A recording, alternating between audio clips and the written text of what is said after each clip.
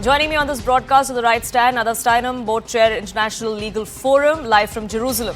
Faisal Saleh, founder of the Palestinian Museum in the United States, also joins us on this broadcast. And Irina Suckerman, national security and geopolitical analyst, also joining us. But let me begin by asking Mr. Saleh, the pictures that we're seeing today, the pictures that have come out and released by the IDF, there are tunnels that lead from schools to hospitals, from hospitals allegedly to military establishments or homes of Hamas operatives. These are being used by terrorists for their movement, to stock up their piles. Don't you think this betrays the very cause of the Palestinian people? Because these people, or Hamas, who many would describe as self-proclaimed messiahs of the Palestinian cause, aren't they really the ones that are putting these Gazans in the line of fire? First of all, I take issue in some of the references that you made. If you're going to call Hamas terrorist, you have to call Israel as terrorist, because Israel is a much bigger terrorist organization than Hamas is. Israel engages in outright terrorism on a daily basis against Palestinians in the West Bank and in Gaza. And Israel is prosecuting a genocide war against all of the people in Gaza. And Israel's aim is to clear Gaza of all Palestinians and settle it and add it to its territory.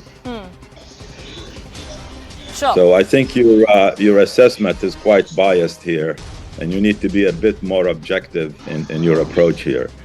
Sure, but the fact that Hamas is a terror organization is the description that has come to the fore from many world powers. What happened on the 7th of October? What happened on the 7th of October when the music festival was attacked? Is there any other way to describe what happened then other than calling it a terror attack? Palestinians have the right to defend themselves, just like Israel claims it has the right to defend itself. This thing did not start on October 7th. It started in 1948 when Israel depopulated and destroyed 500 Palestinian villages and expelled 800,000 Palestinians, and took over their land, changed the names of their villages. And further, in 1967, Israel has occupied the Gaza and the West Bank. And this occupation had lasted 56 years and has been putting Gaza under siege for 16 years. And there's nobody would tolerate this kind of aggression and this kind of, that is terrorism if there's any other definition for it. Yes. Sure, and I would like to get in Nada Steinem in on that as well. You know, Israel for so long has been claiming right since this happened that the action that they are, or the offensive that they are indulging in, is their right to self-defense. But as far as what's happening in the last few days, as far as what's happening in the hospitals in Gaza, babies, infants are being killed in the hospitals because there's lack of electricity, there's lack of oxygen. We've seen over 40 deaths in just the last 3 days because of the lack of these basic necessities as far as a hospital would go. Can there be any justification for that then? Like Mr. Saleh, I'm not going to quote history. We'll talk about the facts on the ground. I certainly deplore any type of killing of innocent civilians. Unlike Mr. Saleh, I can actually deplore the killing of innocent civilians. Nevertheless, it's interesting in the opening aspect of this program, you've only shown evidence that Israel has provided, and you claim that there is evidence from Hamas. But however, there is all the pictures that you were showing, everything that appeared on your screen, your introduction was completed by analysis that the Israeli army showed. You have not also stated today that the Israeli army made a request to the world to bring in incubators to support newborn children in the hospital, and has requested aid to assist in that. So I don't feel like discussing these particular facts, because if we want to talk about acts of war, and I'm a lawyer working in international law, that when a hospital is used as a base for attack against another party, that a hospital loses itself as a protected zone. But also, what is most important, I think, is when this word genocide is put out. Genocide actually has a legal definition that was established right after World War II and has been updated by countries up until last year. There is an international convention against a genocide. And in fact, every country has an obligation, every state entity has an obligation to prevent a genocide. It is Hamas, which is in its own charter, discusses not Palestinian liberation, but the eradication and annihilation of all Jews.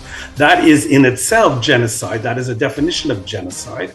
And Israel has an obligation, not only for itself, but under international law, as well as a state party, as well as a duty as an independent country to actually attack against genocide. That's what international law says. Nevertheless, if Mr. Saleh wishes to quote history, I do not wish to have a debate about history, and I do not wish to talk about the matters because I believe them to be wrong. But I don't think you invited me on this program to discuss those things. Should children be attacked? No. But should children be held hostage by Hamas? Should we talk about that? Should we talk about infants? Should we talk about 2-year-old children that are kidnapped and held as hostages by Hamas?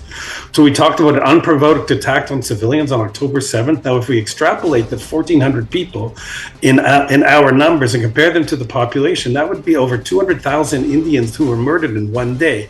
I would not expect your country to be sitting and not expecting its citizens, not expecting there to be some kind of self-defense, which is an inherent right that every country has of self-defense. If suddenly in one day 200,000 people were killed in India, I wouldn't suspect that we would be having these conversations. Sure. You would be on the attack. Sure. And the right to defend, as far as Israel is concerned, is something that has been condoned by every country, every world power, really, that we've seen over the last a month and a half or so since this happened on the 7th of October. But there are hostages that have been taken. 240 of them. We don't know what their status really is. They seem to now be using, seem to be used as a bargaining chip, really. And I want to get in Mr. Saleh as well. We're talking about collateral damage. We're talking about innocent lives. What about those 240 people? Many of them are foreign nationals. Well, how about this? Israel has over 5,000 Palestinian hostages that it's holding in its prisons. These are people that were abducted in the middle of the night after kicking down their doors and going into their houses and blindfolding them and dragging them onto prison. They did not enter the prison as a result of it, responding to an RSVP from the Israeli prison authority. The Palestinians in Israeli prisons are hostages in any definition of the word. And there's no difference between Israel capturing those people and throwing them in prison and what the people that Hamas took and took them as hostages. Both sides have hostages. The only difference is Israel has over 5,000 of these hostages, and some of them have been there for years. I'm sorry, I cannot have this tit-for-tat conversation. This is not useful. This is not a fair presentation of what the facts are on the ground to discuss 5,000 people who have been prosecuted under the rule of law in Israel, comparing them to innocent What law? What law? And there's no law in Israel. There's no law that Palestinians are living under military rule, and you make the laws that you want to make. These are not laws. I'm not debating these points, sorry. I refuse to debate. Sure.